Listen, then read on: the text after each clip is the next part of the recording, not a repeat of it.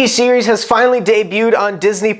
And in this episode, we follow Loki as he escaped into another place during the first Avengers movie after it happened during Avengers Endgame. Confusing, probably, but if you've seen all the movies, you probably knew what I was saying. Anyways, when this series was announced, I don't know, I didn't really have a lot of hype behind it. I was just like, okay, I mean, I guess it'll be kind of fun.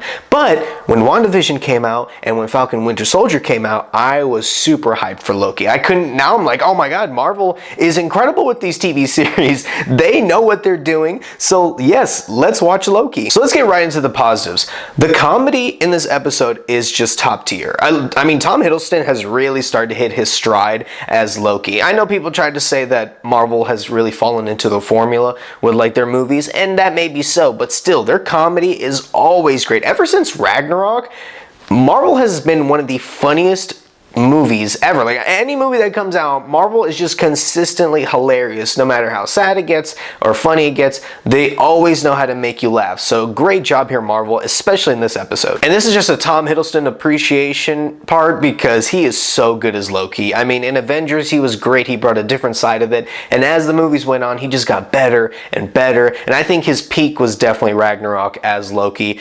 But now he's found an entirely different way to be this character, and I can't imagine anybody else as Loki. That's what's so great about these Marvel movies. When you do a certain character for like 10 plus years, you can only imagine them as that character. So great job, Tom Hiddleston. I mean, amazing job as Loki. Ain't nobody gonna come close to you if they ever recast. I doubt they will. Don't ever recast Loki. Now, as for the storyline itself, I actually really like where they're heading because we're finally seeing some consequences with all this time travel from Endgame. Now, I know there was a huge argument during Endgame on if time travel is a good thing, if it's a bad thing, how it's going to affect the future, how it's going to affect the past, you know, that whole argument.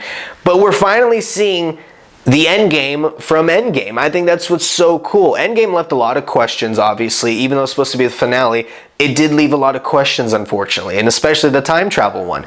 But now, it's starting to answer everything. That's what's so great about these TV series, is that they're starting to answer all these questions that Infinity War and Endgame left, which is just awesome. I love the whole time travel thing, the whole multiverse thing. It's just adding new layers. It's just setting up these little building blocks. That way when Multiverse of Madness comes out for Doctor Strange and when Spider-Man No Way Home comes out, it's going to piece everything together, and obviously we're going to start with the new phase. There's also some fantastic writing in this episode, and also I like the reveals in what they give you. Now, the writing is really good. I love the dialogue, especially between Owen Wilson's character Mobius and Tom Hiddleston's Loki. When they're in a room together and talking, you're just hooked. I'm on the edge of my seat because they are really giving out some good points to each other. So I really like that. And what I also liked is what this first episode does. Yes, it's a setup episode for the rest of the series, but what I like a lot is that it's a lot different from WandaVision and Falcon Winter Soldier. I think WandaVision's first episode was a very, set up, like, hey, this is it, not really revealing a lot. There's like a little thing at the end, but you don't really learn anything at the end of the first episode. Falcon and Winter Soldier was a little different. They actually gave you a lot of things about how, you know, Sam doesn't want the shield, and Bucky going through therapy, and then at the end they revealed John Walker as Captain America. Sorry, spoilers, but if you haven't watched Falcon and Winter Soldier, I have no idea what you're doing at this point.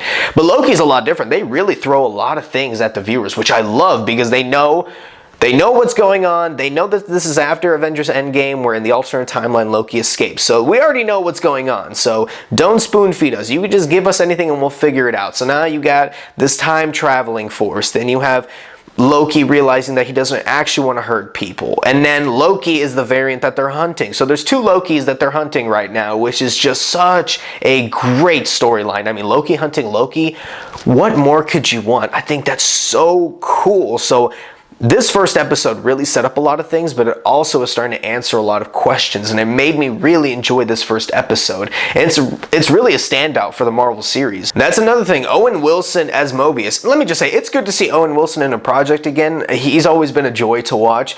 I really like his character. Even though Owen Wilson kind of plays sometimes the really comedic character a lot, and he plays it here, but it's really toned down. I mean, he's joking, he still sometimes has that Owen Wilson-esque delivery, but I really enjoyed him in this. Like I said, him talking with Loki, those are some of the best scenes in this first episode. I think the best scene is when they first meet and they're talking about Loki's past, his whole life, and how his future turns out. I think that's really cool, and I can't wait to see more of Owen Wilson in in this TV series and hopefully in some more Marvel movies. This is also just a small positive for me. Now, this Loki is after the Avengers, so this is after the first Avengers movie.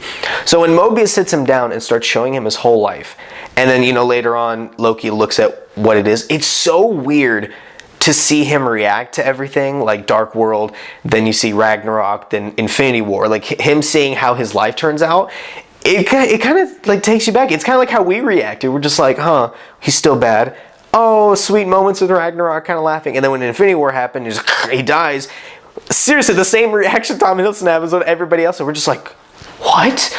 We couldn't believe it. Like, it's such a great thing that Marvel did to kind of put Hiddleston's reactions and Loki's reactions to where we were watching the movie. I thought that was a nice thing to show. Now, in terms of negatives, I really only had one that stood out to me. I think because Tom Hiddleston has become Loki so long, he's just grown so much as an actor and a character. It's kind of hard to channel what he did in that first Avengers movie. So, like I said, this takes place technically after the first Avengers because in the alternate timeline, the other Tony Stark shows up, takes the Tesseract, and then Loki was able to escape with the Tesseract. That kind of alters the timeline of the first Avengers movie. The problem I have is that the way Loki acts, at least in the first part of this episode, it's very Ragnarok-esque Tom Hiddleston Loki, which I have no problem. I love that version of Loki. But if you remember the first version of Loki in Avengers, he's straight up evil. I mean, he's poking people's eyes out. He's just smiling evilly, and they do kind of answer it in this episode, but I just think